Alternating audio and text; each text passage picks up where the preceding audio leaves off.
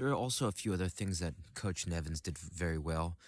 The way he demonstrated formations, or when he wanted to show things on the field to change or to correct, he would use cones instead of a drawing board.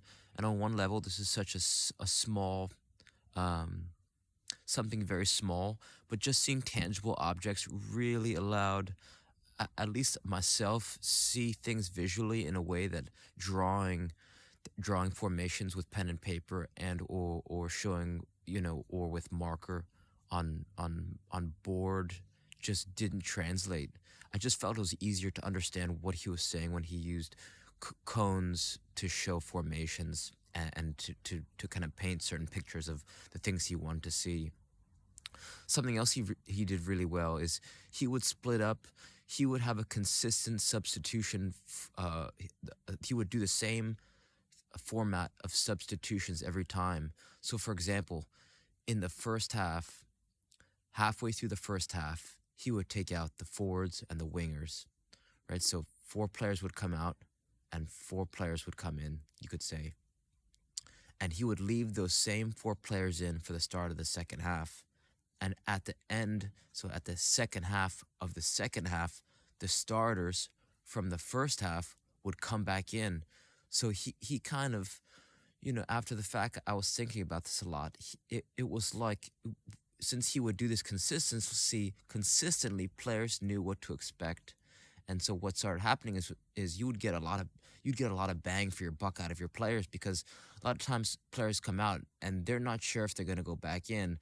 But this time, it's like, since players knew that they're going to come back in the second half, they were almost looking forward to coming out, because they're like, okay, if I didn't put, didn't score any, didn't put anything on the board in the first half, I'm going to get another crack at it at the end of the second half, right? Or a lot of times you'll see coaches who warm up players, but they don't put them in. They'll say, three players warm up, but only Tommy's going in. So then the other two players are feeling, they're feeling some type of way. And it's almost like coach who cries wolf. It's like, next time you get called to get warmed up, you're like, maybe your heart's not into it, because last time you got called to warm up, you didn't go in. So just by having this consistency of when he puts in and takes out subs, it just had this, it kind of, the flow of the energy from the team. I just felt it was just so practical and quite strategic, right? Because you're going to get a lot out of your players. And plus, if you're a bench player, or someone who's not starting the game, it's like, okay, we know that four players are going to go in. So it's like, so now it almost sets up like, okay, these are it's kind of like, who am I competing with, so that I could be a part of this four person group who's going to be getting into the game, right? Like, that's who they're trying to break into.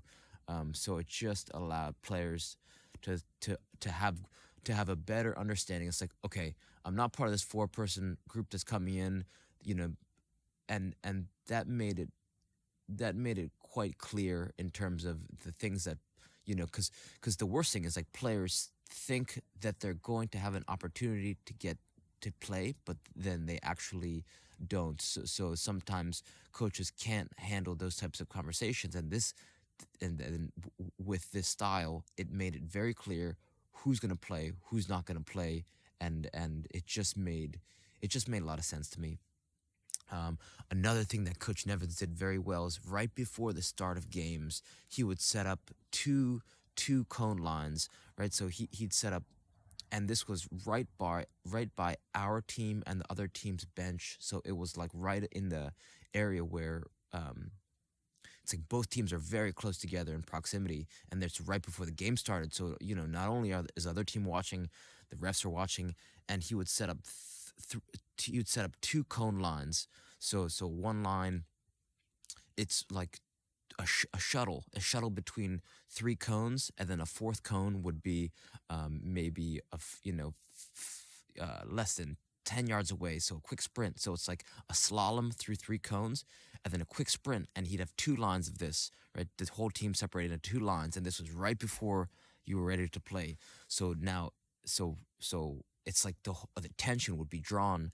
The opposing team would be watching us go through these lines, and he'd be saying, yes, Tommy, yes, Mark, yes, Joey, yes, Brian, yes, Rick, and he'd be, so as the players would be going through the lines, he'd be high fiving, right? He'd be literally high fiving us as we go through the lines. So he kind of built up this energy so that not only were we distracting the other team, it was almost as if the other team would be like looking at us, watching, and saying, man, like these guys look like they're ready to play, right? So it was a bit of an intimidation factor. It was a bit of a distraction factor, and it also got our energy up really high because he's pretty genuine, and he's the type of coach where he was more excited than any other player at practice when he was coaching, right? If someone had a great volley, he would kind of scream out and kind of just celebrate great plays. He would celebrate if the ball was kept in the air multiple times in a row, right? So he kind of brought an energy that it's hard to put into words. He kind of distilled in my mind what it means to be a great coach because he was super encouraging, and I just had a lot of great memories of him because he really cared, right? And he was good at it too. That he not only was a great coach, but he was a great player, and you could see that through his touch, and when he had to step on, maybe make teams even out, right? He could still play. Um, what else did he do really good? Something else that just comes to mind. Oh, free kicks, right? So on corner kicks, something that he had as the wall that he kind of branded in my mind is that you can't. It's almost impossible to man mark a defender, and man marking defenders on corner kicks.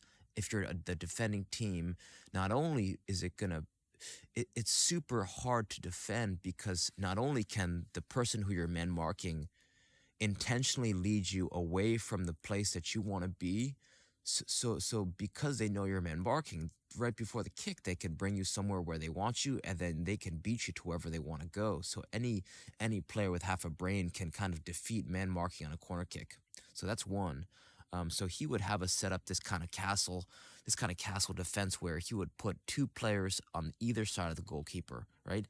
And then he would kind of put four players in front of the goalkeeper and the two players right by him. So it kind of looks like if the goalkeeper's in the middle, you got two to the side, and then you have four in front, kind of lined up right in front of the goalkeeper on the PK line, and in front of them you have three, right? So it's like this 3-4-3 setup right in that bread box area.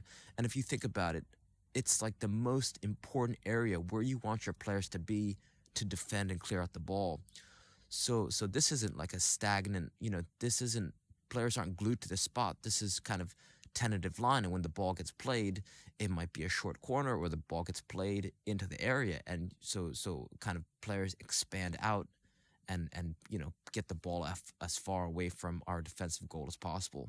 So this is something that he kind of taught this to us earlier in the season, that this is how we should set up defensive corners, and we rarely got scored on because the chances that a player wins can receive the ball in the outside of the box and put it on goal at in one time, like either a one-time volley off a corner from distance surrounding that area where we have the more defenders, is tough, right? So we did not concede a lot of goals off a corner.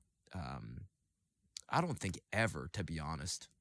um, and in terms of setting up for attacking corners, he had this nice play where he would set up, right? It'd be a mix of, sometimes we would put literally every single attacking player on the line of the goalkeeper, or we would put all the players on the line. We would set them up on the line of the six, and then right before the corner was taken, everyone would take a few steps, right? So streaking run either towards the 18 or streaking run towards the six, and then crash back on the goal and immediately in the opposite direction. So if you're a goalkeeper, what you're seeing in front of you is like close to 10 to 12 to a lot of players, your own players and their attacking players crashing your goal at high speeds, and it was super hard to defend, and you could run this corner kick play basically over and over and over, and score multiple times on the same play because there's just so many people that the chances that it bounces either an attacking player or defender and lands in the goal was super high. Plus, there's so many players, it kind of in front of the goalkeeper's face, it kind of blinded the goalkeeper and made it hard for him to operate. Even if he saw the ball and wanted to go get it, he couldn't because there's so many players in front of him. So hopefully some of these ideas help, and again, good luck with the season. All right, thank you.